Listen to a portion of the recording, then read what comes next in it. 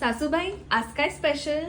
अगं सुनबाई, आज सकाळी कोळणीने बांगडे आणून दिले ना, ते बांगडे आपण आज गावच्या पद्धतीने चुलीवरती मस्तपैकी भाजूया. डिटेल इन्ग्रेडियंट लिस्ट कॅप्शन मध्ये दिलेली आहे. सर्वप्रथम बांगडा स्वच्छ धुवून त्यात लाल तिखट, हळद, मालवणी मसाला, धना जिरा पावडर, आलं लसूण पेस्ट, कोकम किंवा आगूळ आणि गरजेनुसार मीठ घालून एकजीव करा. तयार झालेली पेस्टने मच्छी व्यवस्थित कोट करून घ्या आणि कमीत कमी 10 ते 15 मिनिटं मॅरिनेट करत ठेवा. मग चुलीवर कौल ठेवून तेल लावा. हे कौल चांगलं गरम झालं की त्यावर मच्छी ठेवा. उरलेलं मॅरिनेशन वरून लावा आणि मस्त दोन्ही बाजूनी खरपूस भाजून घ्या. 10 मिनिटातच बांगडा मस्तपणे भाजून झालेला आहे. केळीच्या पानावर गरमागरम सर्व करा कांदा आणि लिंबू सोबत आणि असंच किंवा सार भातासोबत एन्जॉय करा हा झटपट गावच्या स्टाईलनी कौलावर भाजलेला बांगडा. इतकी वेगळी चव लागते आपल्या नेहमीच्या फिश फ्राय पेक्षा. तेलही कमी वापरलं जातं. तुम्ही गावी आलात की नक्की ही रेसिपी ट्राय करा आणि तुमचा फीडबॅक कॉमेंट्स मध्ये द्या. धन्यवाद.